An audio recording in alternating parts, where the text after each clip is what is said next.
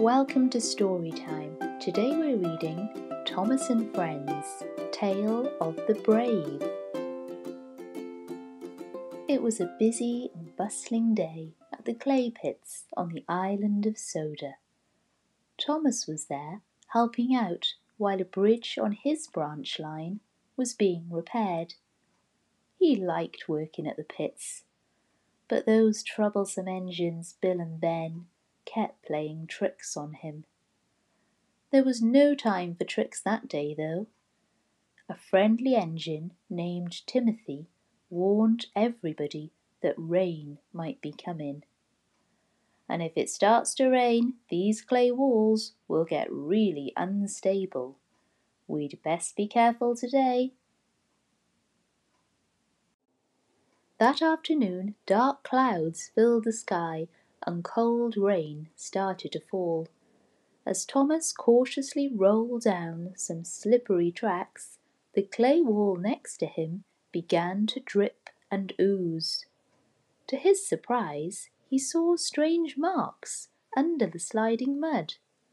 They looked like giant footprints. But what kind of animal has feet that big? Thomas wondered. "Watch out!" Ben and Bill shouted. Before Thomas could get a good look at the footprints, the troublesome engines pushed him safely out of the way of a giant, gooey landslide. The next morning, Sir Topham Hatt addressed the engines at the shunting yards. Bill and Ben are best known for playing tricks on other engines, but by rescuing Thomas from yesterday's landslide, they have proven that they are really useful engines. All the engines beeped happily, then rolled off to work. But Thomas couldn't stop thinking about the footprints. Thomas returned to the clay pits, but he couldn't see the footprints. The tracks were closed and covered with mud. Later, at Brendam Docks, Thomas told Percy about the footprints. "I don't know what could have made them. They were bigger than any animal on Soda." "Do you mean they are from a monster?" Percy wished. "Don't be silly, Percy. There's no such thing as monsters." For the rest of the day, Percy couldn't stop thinking about monsters. He didn't want to see anything scary. But later, as he came to the top of a hill, he did see a strange shape in the distance. "What's that?" Percy puffed. "I hope it's not a monster." Percy reversed and raced backward all the way to the docks. "It's the monster from the clay pits," Percy whistled as he barreled into the docks. Everyone watched as something rumbled down the rails.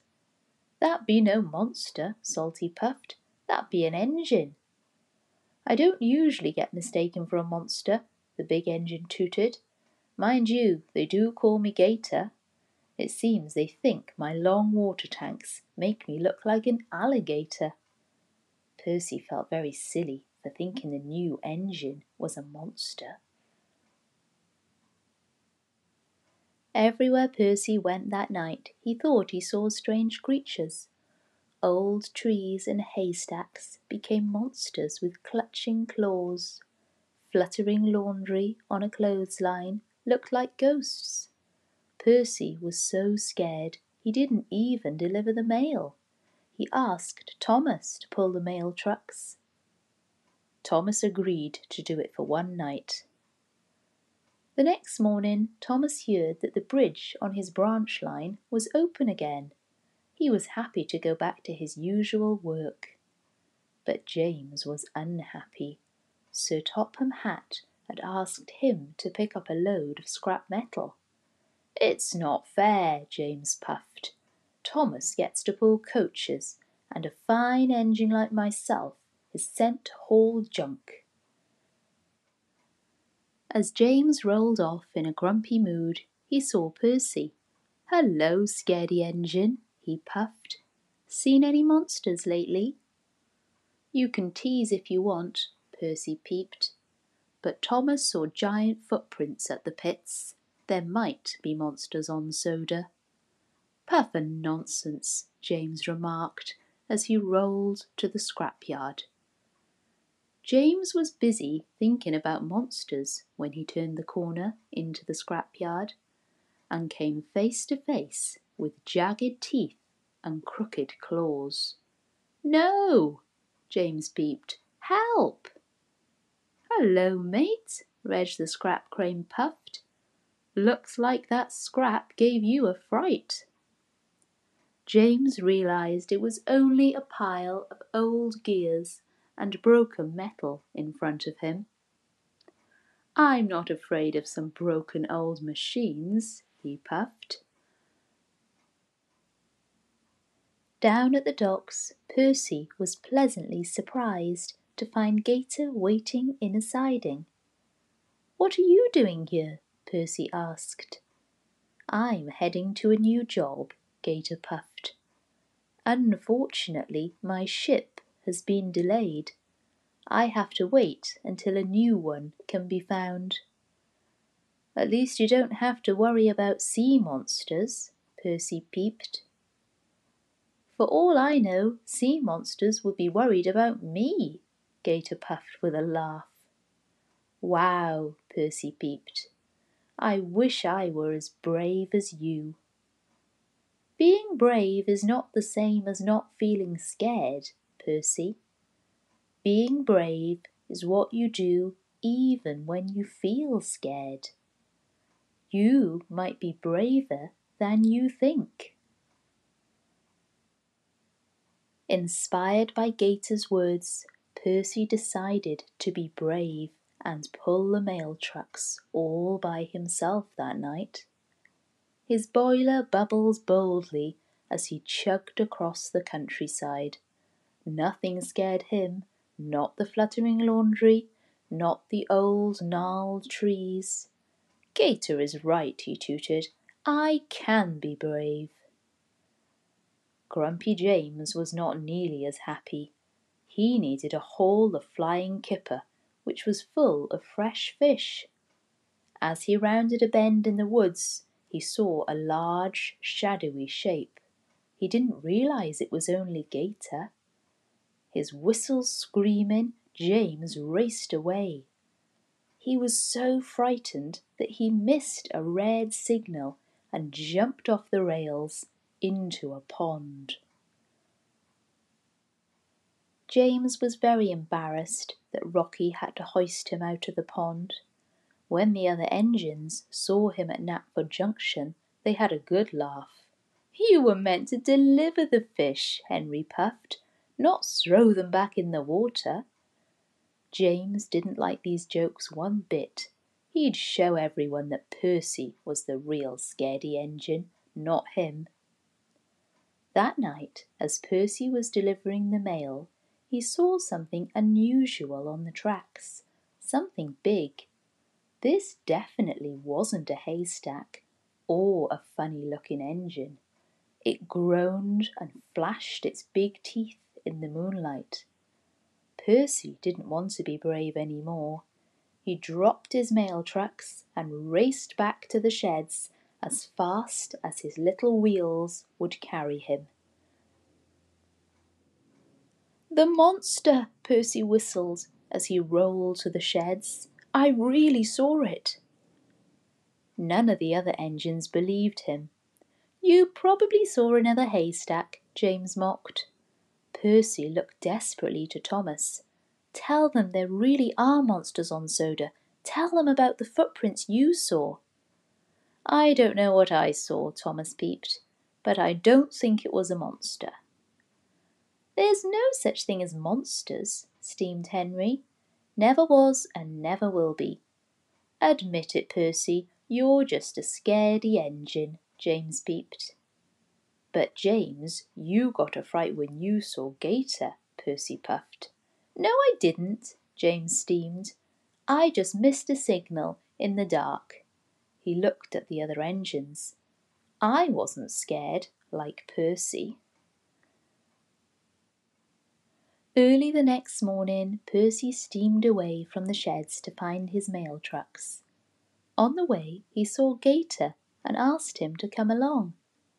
"You'll know what to do if we see any monsters." "Monsters?" Gator puffed with a laugh. "You are a funny little engine." "Well, it's good to have a new friend on the island," Percy peeped. "I'm glad you're not going away." "But I am. My ship is here. I leave tonight." Percy couldn't believe it.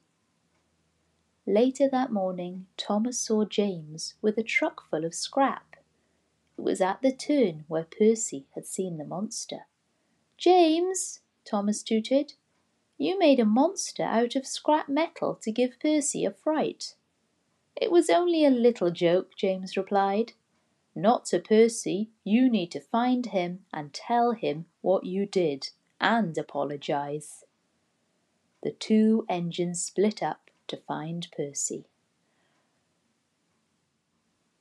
Thomas found Percy at Knapford Station. He tried to tell him about James's prank, but Percy wouldn't listen. "I thought you were my friend," Percy peeped. "When you told me about the footprints, I believed you. And when I told you about the monster, you should have believed me. Maybe I should go far away like Gator." Percy puffed off in a huff. Percy raced down to the docks and told Cranky to hoist him on to Gator's ship. "Are you sure Sir Topham Hatt wants you on this ship?" the big crane asked. "Yes," Percy peeped. "I'm going to work far away like Gator." Percy was loaded on to the deck of the ship. It wasn't long before Gator was lowered next to him. "I'm going to work in a faraway land," Percy puffed. "I'll show everyone how brave I can be." Gator thought for a moment. "But running away from your problems is not very brave, Percy." Thomas chugged across Soda looking for Percy, but when he heard a distant ship blow its horn, a terrible thought flew into his funnel. "Oh no," Thomas peeped. "I know where Percy is going." Gator's ship was just leaving when Thomas reached the docks. "Cranky," he whistled, "you have to stop that ship. It's an emergency." Cranky swung his hook and caught the ship's rail. His heavy chain rattled and strained as the great boat tried to pull away. The force was too great for Cranky.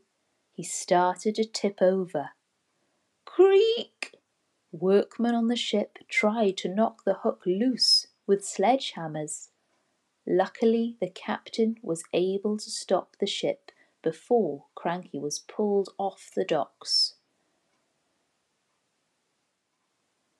"Percy, come down," Thomas whistled. "You can't leave. I'm sorry I didn't believe you." Gator peered over the railing of the ship. "Percy's not here." "Percy?" Cranky groaned. "I unloaded him half an hour ago."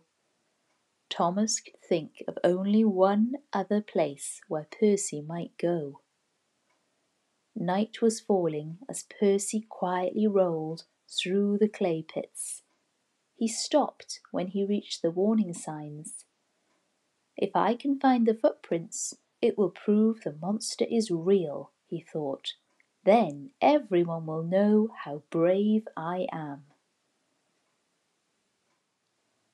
At that moment, James rolled up. He started to apologize, but Percy interrupted him. "I'm braver than you'll ever be," Percy puffed.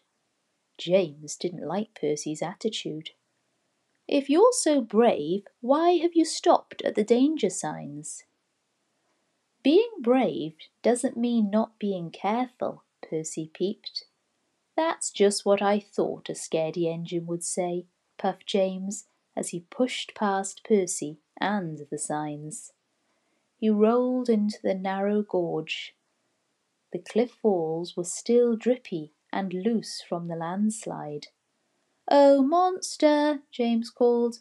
Come out, wherever you are."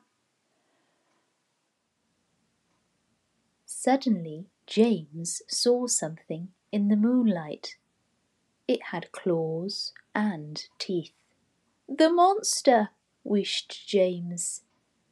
He tried to back up, but the walls began to rumble and tumble. "It's another landslide," Percy peeped. "You have to go forward, James." The little green engine raced ahead to push James out of the way.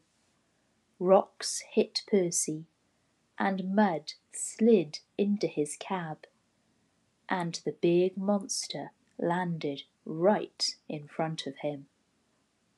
That was when Percy made a discovery. It wasn't a monster.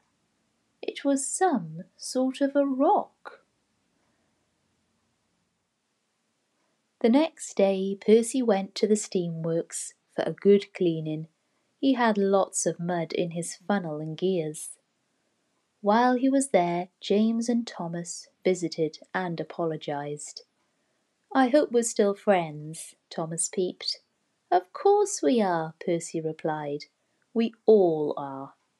All three engines wished and whistled with joy. That afternoon Thomas carried a group of scientists to the clay pits. They were amazed by what Percy had found in the mud. "It's a dinosaur fossil," one scientist explained to Thomas. "Fossils are what we call bones that have been in the ground for millions of years." "So the monster was really a dinosaur from a long, long time ago?" Thomas peeped in amazement. He couldn't wait to tell Percy. Soon the fossils were put on display in the Knapford town square. Excited families and curious engines came from all over the island of Soda to see them. "A perfect specimen of a megalosaurus," the Earl of Soda exclaimed. "How marvellous!" Sir Topham Hatt addressed the crowd. "Today was made possible by a very special engine. Percy is not only a really useful fossil hunter, but also one of the bravest engines on Soda." The people clapped and cheered, and the engines blew their whistles. But Percy was nowhere to be seen. Percy was at Brendam Docks saying goodbye to Gator. Gator's ship was ready to depart again. As it steamed into the distance, Thomas and James pulled up alongside Percy. "I guess you have to be brave to say goodbye to someone too," Percy peeped. "Did Gator say that?" Thomas asked. "No, but he did say something else wise," Percy puffed, and his two friends rolled in closer to hear. "He said not to let James near any ponds or fish again." Even James thought that was a funny joke. The three friends giggled and whistled with joy. Thank you for watching. Join us again for more stories from Teaching Your Child.